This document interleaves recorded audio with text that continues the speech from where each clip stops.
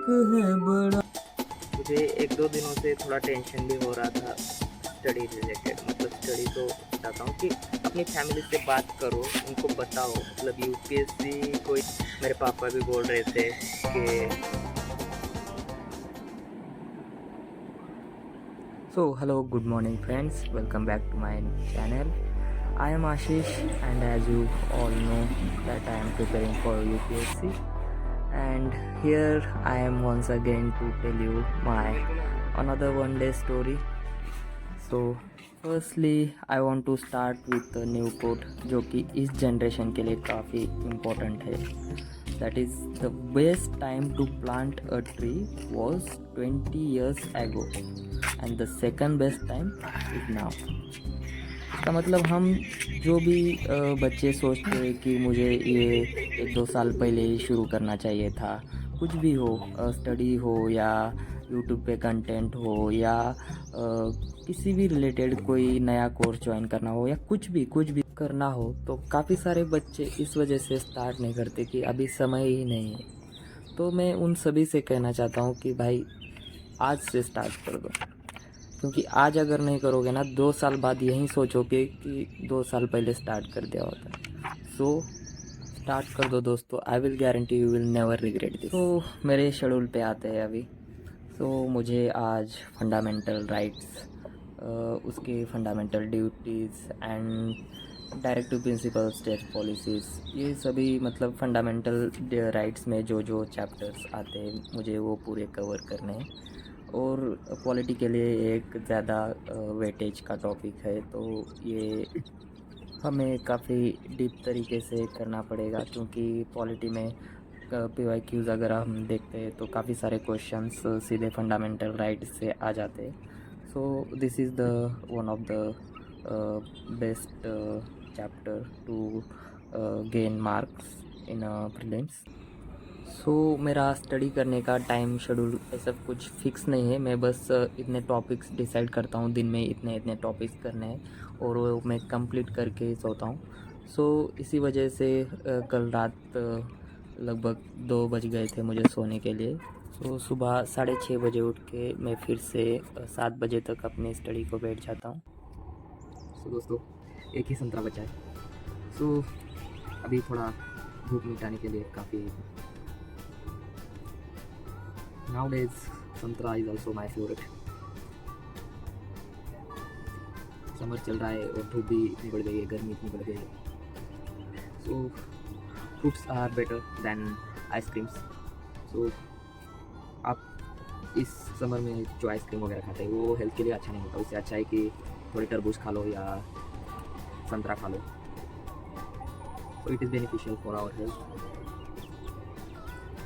क्योंकि पेपर अभी पास में आ गए हैं तो बीमार नहीं पड़ सकते. So take care of yourself and do consistently.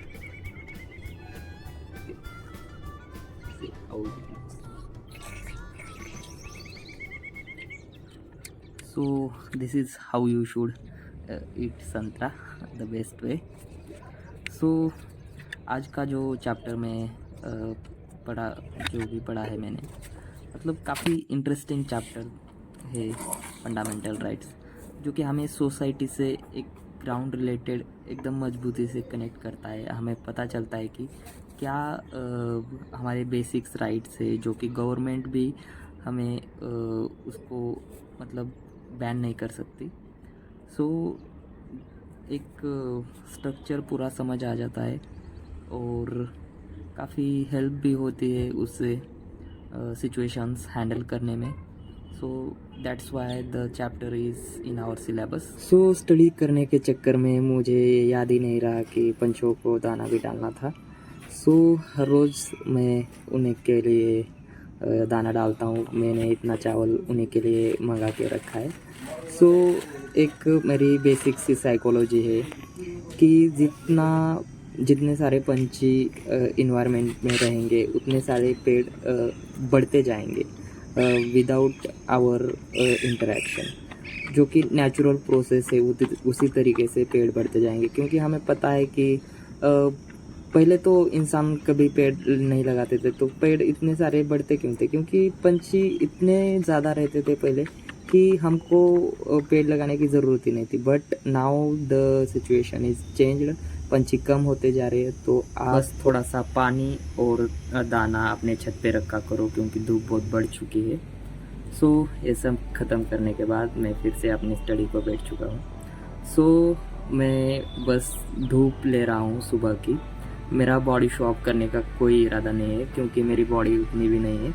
बस मैं ऑन द कैमरा इसलिए कर रहा हूँ कि मुझे मेरे पीठ पे 2-3 वाइट सर्कल्स मुझे दिखे थे, और जब मैंने सर्च किया तो मुझे पता चला कि धूप कम मिलने की वजह से ये बढ़ते हैं। सो ये ऑन द कैमरा करने का रीज़न बस यही है कि मेरी तरह काफ़ी सारे लड़के लड़कियां एक रूम में ही बैठ के स्टडी करते हैं, तो उनको सनलाइट नहीं मिल पाती, तो वाइट सर्कल्स हो जाते हैं। सो मैं बस यही करना चाहता हूँ कि सुबह की सनलाइट आप ज़रूर लीजिए। सो मुझे पढ़ाई करते देख मेरे एक फ्रेंड ने मुझे हैप्पी हैप्पी का बिस्किट दिया, जो कि ये वाला है। तो भूख भी लग रही थी, तो काफ़ी हेल्प हो गई उससे भी एक भूख मिटाने में। सो धूप काफ़ी बढ़ चुकी थी, तो इसलिए मैं रूम में आ गया। लगभग 7 बजे से पौने 11 बज चुके थे, 4 घंटे हो चुके थे। तो मुझे थोड़ा बोर भी होने लगा था। सो मैंने थोड़ा अपने सॉन्ग्स प्रैक्टिस करने के लिए स्टार्ट किया। किस तरह छीनेगा मुझसे ये जहां तुम्हें, तुम भी होना क्या फिक्र अब हमें है, बिखरने का मुझको शौक है बड़ा, समेटेगा मुझको तू बता जरा। So music is my hobby. So ये 2 सॉन्ग प्रिपेयर करने के बाद मुझे थोड़ा एक रिलैक्सेशन फील होता है।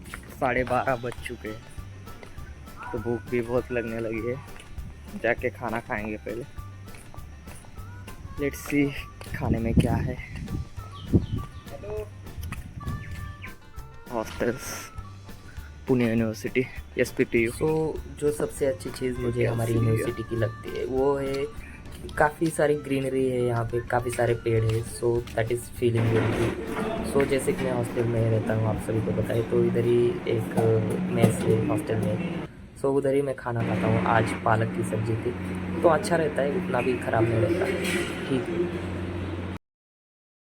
अभी खाना खा के बैठा हूँ, तो मुझे 1-2 दिनों से थोड़ा टेंशन भी हो रहा था स्टडी रिलेटेड। मतलब स्टडी तो मैं कर ही रहा हूँ, बट फैमिली की भी जो एक्सपेक्टेशंस होते हैं आपको लेकर, क्योंकि अभी अभी UPSC का रिज़ल्ट डिक्लेयर हुआ, और काफ़ी सारे मतलब जो ब्रीद है उनका भी मतलब इतना वायरल कर दिया कि मीडिया ने, ठीक है वो डिज़र्व करता है वायरल होना, बट फैमिली को तो एक एक्सपेक्टेशन बढ़ जाते हैं उनके भी।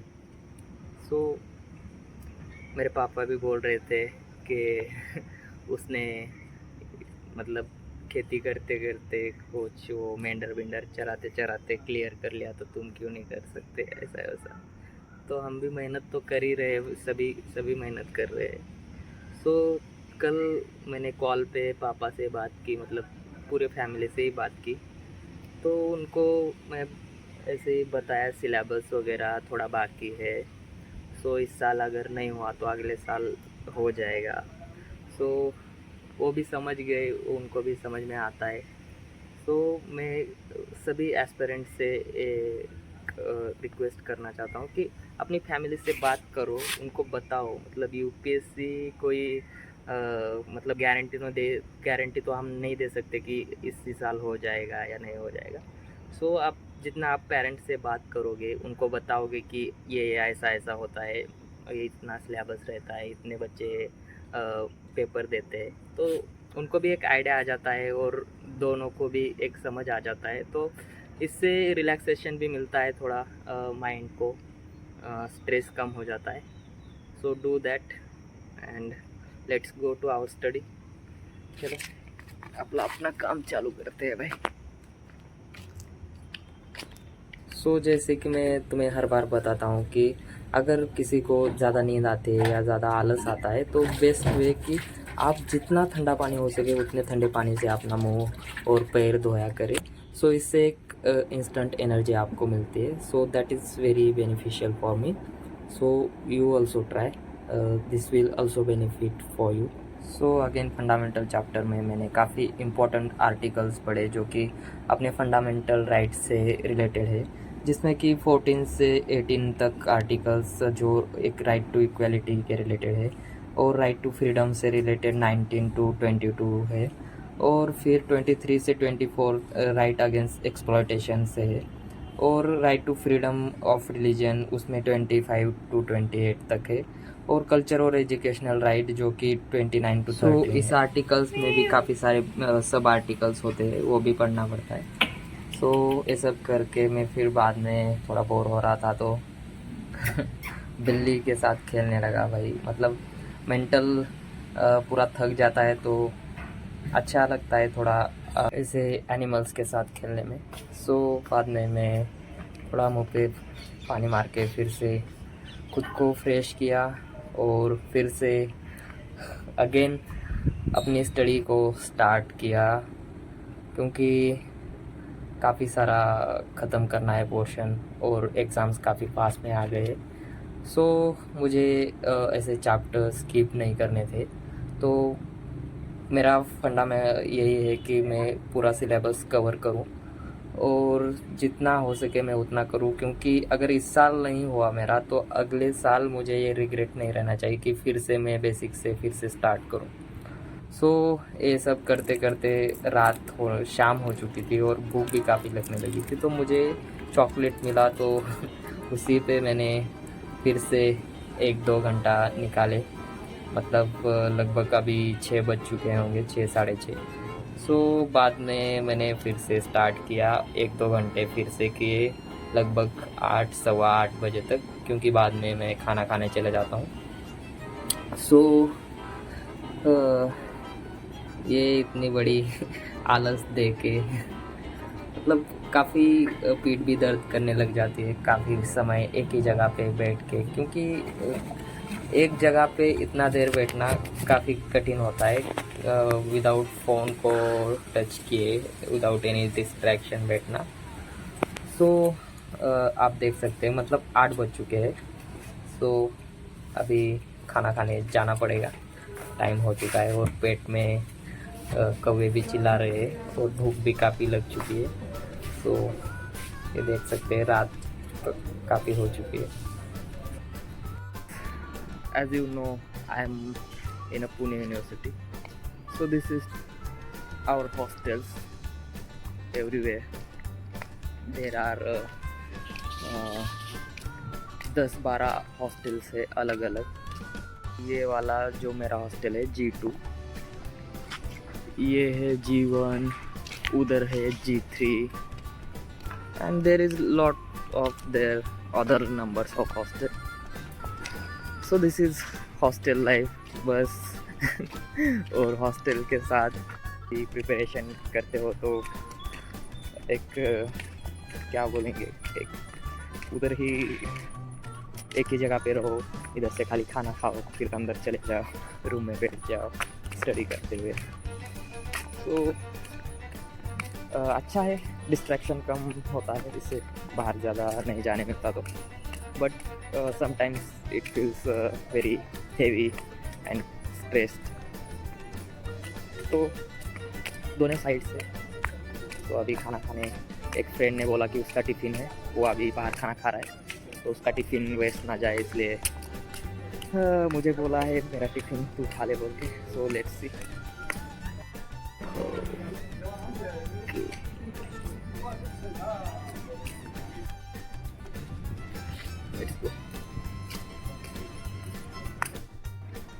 ओ भाई भिंडी, that is also my favourite. तो इतना है भाई, ख़त्म करेंगे। इसके बाद खाना ख़त्म करके मैं फिर से अपने स्टडी को चला गया और अभी मुझे सीसैट भी मतलब 1-1.5 घंटा करना है। नंबर सिस्टम वाला चैप्टर मेरा चालू है, मुझे वो ख़त्म करना है आज। और उससे पहले मुझे जो आज मैंने फंडामेंटल राइट्स के चैप्टर किया है, उसी से रिलेटेड PYQs मुझे देखने थे। वही मैंने देखे, थोड़े PYQs वगैरह देख के फिर बाद में मैंने ये सब ख़त्म करके सीसैट स्टार्ट किया था। मैं आगे का मतलब पूरा रिकॉर्ड नहीं कर पाया, रात तक मैं स्टडी करते हुए बैठा था, तो क्योंकि मेरा फ़ोन स्विच ऑफ हो गया था, मुझे याद ही नहीं था कि चार्ज लगाना है रिकॉर्ड करने के चक्कर में। 1:15 या 2 बज चुके थे मुझे सोने के लिए। Again I want to tell you कि भाई अगर आपको भी स्टार्ट करना है तो अभी से, आज ही से स्टार्ट कर दो। और अगर आप अब तक ये वीडियो देख रहे हो तो भाई मेरे चैनल को लाइक, सब्सक्राइब और शेयर कर दो, इससे काफ़ी हेल्प हो जाती है। Thank you guys.